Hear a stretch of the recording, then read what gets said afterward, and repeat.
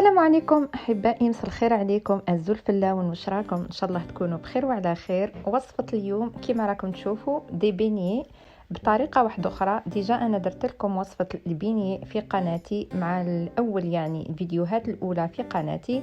اليوم جبتها لكم بطريقه واحده اخرى وطريقه سهله ووصفه ناجحه 100%. نروح على بركه الله نشوفوا المقادير وكيفيه تحضير هذا البيني. نحتاج كاس حليب دافئ، كاس تاع 240 مليلتر. نحتاج حبة بيض، رشة ملح، ملعقة كبيرة خميرة الخبز، 3 مغارف كبار تاع السكر، ملعقة كبيرة خميرة الحلويات، وملعقة صغيرة فانيلا. ونحتاج 4 ملاعق كبيرة زبدة ذائبة. هنا نبداو على بركه الله. في الغيسيبيون نحطوا الكاس تاع الحليب الدافئ، نضيفوا له ملعقه كبيره تاع خميره الخبز، ونضيفوا له ملعقه كبيره تاع السكر. نخلطوا كل المكونات مع بعضهم ونغطيو الغيسيبيون تاعنا، نخليوه لمده 5 دقائق باش يتفاعل هذاك السكر مع الخميره تاع الخبز. بعد مرور 5 دقائق انا رجعت لهذاك الخليط، ضفت له كميه السكر اللي بقات اللي هي 2 ملاعق كبار تاع السكر. انا هنا ضفت كميه السكر، ونجيو نضيفوا ثاني باقي المكونات اللي هما 4 ملاعق كبيره تاع الزبده ذائبه، تكون دافيه ما تكونش بارده. هنا انا حطيت الملاعق تاع الزبده. اللي ما عندهاش الزبده تقدر يعني تستعمل الزيت، بصح بالزبده تجي احسن. انا هنا يعني كل ما نضيف مكون نخلط بالفوي باش يتجانسوا كل المكونات مع بعضهم. انا هنا ضفت الرشه تاع الملح باش ما يجيوناش لي بيني تاعنا صامتين. ونضيفوا هنا حبه البيض تاعنا. اذا حبيتوا تعملوا كميه كبيره جوست ضعفوا المكونات. انا هنا حطيت الحبه تاع البيض وبالفوي راني نخلط في كلش باش يعني هذيك الحبه تاع البيض تتحل مع الحليب السكر والخميره. نخلطوا كل المكونات جيدا ونجيو هنا للمرحله تاع اضافه الفارينه ولا الطحين الابيض. هنا الصفايه دائما نستعمل الصفايه هنا باش نغربل الفارينه. ضفت الكاس الاول تاع الفارينه، الكاس هذاك يوزن 250 مليلتر. ضفت الكاس الاول، نغربلو الكاس الاول،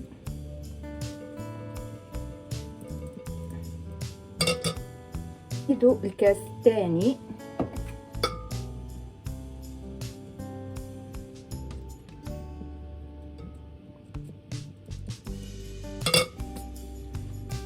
نزيدو الكاس الثالث. يعني نبداو 3 كيسان المره الاولى.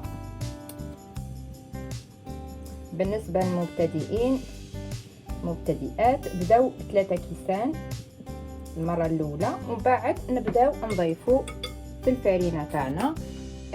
لي بيني هذوما يتعجنوا، انا راح نحطهم في البيتران، واللي ما عندهاش البيتران تعجن بيدها. يعني نحاول نخلط كلش مع بعضه.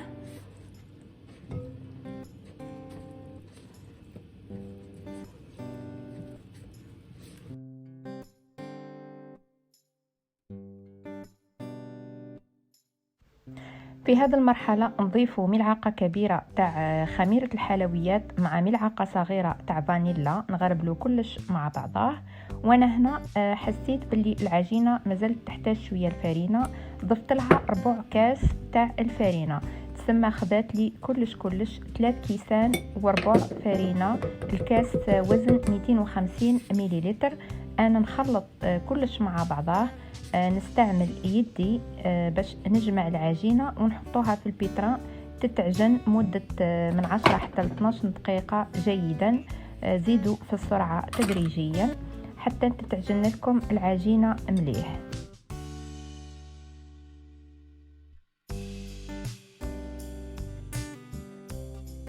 نحطها تتعجن في البيتران جيدا ونخليها تخمر.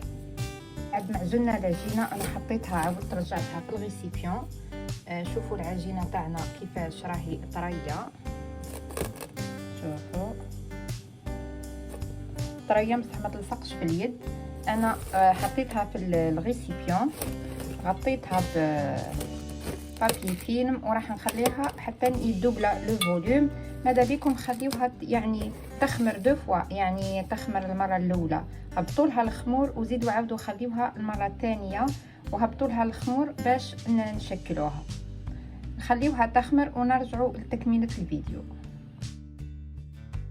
بعد ما خمرت العجينه تاعي مرتين جبت الفارينه، رشيت شويه فارينه على سطح العمل وهبطت العجينه تاعي. نستعين بالفارينه باش نشكلها على شكل كره، ودايما استعينوا برشات خفيفه تاع الفارينه باش يعني ما توليش العجينه تاعكم يابسه. انا هنا جبت الحلال، رشيت العجينه تاعي بشويه فارينه ونبدا نطرح فيها فوق سطح العمل حتى نتحصلوا على يعني عجينه مستويه السمك تاعها تقريبا 1 سنتيمتر.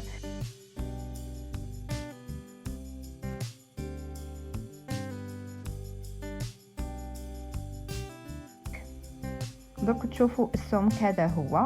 نجيبوا نستعينوا باي كاس عندكم في الدار ولا هذوك القطاعات هذوك تاع لومبورت بياس، ونشكلوا يعني دوائر. اللي يحب يديرهم صغار اللي يحب يديرهم كبار، عندكم الاختيار. انا استعنت غير بهذاك الكاس اللي كيلت به وقطعتهم الى دوائر. هنا نحيو الزوائد تاع العجينه، وهذيك الزوائد تاع العجينه نعاودوا نلموها ونحطوها في كيس بلاستيكي باش يعني تبقى ترتاح شويه، ونعاودوا نستخدموها بنفس الطريقه. يعني هذيك العجينه نزيدوا نحلوها ونشكلوها الى دوائر. انا هنا بعد ما نحيت كل الزوائد هذوك تاع العجينه قصيت البابي كويسون تاعي المربعات صغار باش يساعدني في عمليه القلي. يعني كي نجي نقليهم ما نخسرش الشكل هذاك تاع الدوائر. نكمل نحط كل الدوائر تاع العجينه فوق البابي كويسون بهذه الطريقه، ونحطهم في ان بلاطو اي صينيه تكون عندكم. نغطيهم بان طورشون يكون نظيف، منديل يكون نظيف، ونخليوهم يخمروا تقريبا. نخليتهم 20 دقيقه لانه الحال عندي بارد. نتوما خليوهم يخمروا على حساب درجه الحراره اللي عندكم في البيت. هذه هي. انا بعد ما خمروا لي كما راكم تشوفوا ضاعف شويه حجمهم، حطينا الزيت في كسرونه صغيره وبديت نقلي فيهم. للاسف تحذف لي يعني ما صورتش المقطع كامل تاع القليان. اللي بيني تاعنا راهم واجدين. هنا انا واش درت، فتحتهم وحشيتهم باللا كونفيتور. تقدروا تستعملوا لا كونفيتور تاع المشماش، اي فاكهه تحبوها، ورشوهم رشه خفيفه بالسكر غلاس. واللي بيني تاعنا راهم واجدين، جاو يشهوا خفاف ويعني فارغين من الداخل.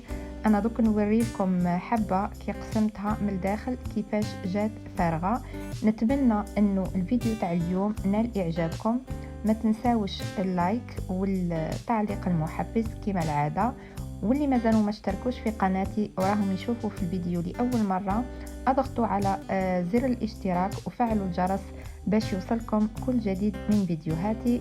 نقول لكم تهلاو في رباحكم ومع السلامه في الفيديو القادم ان شاء الله.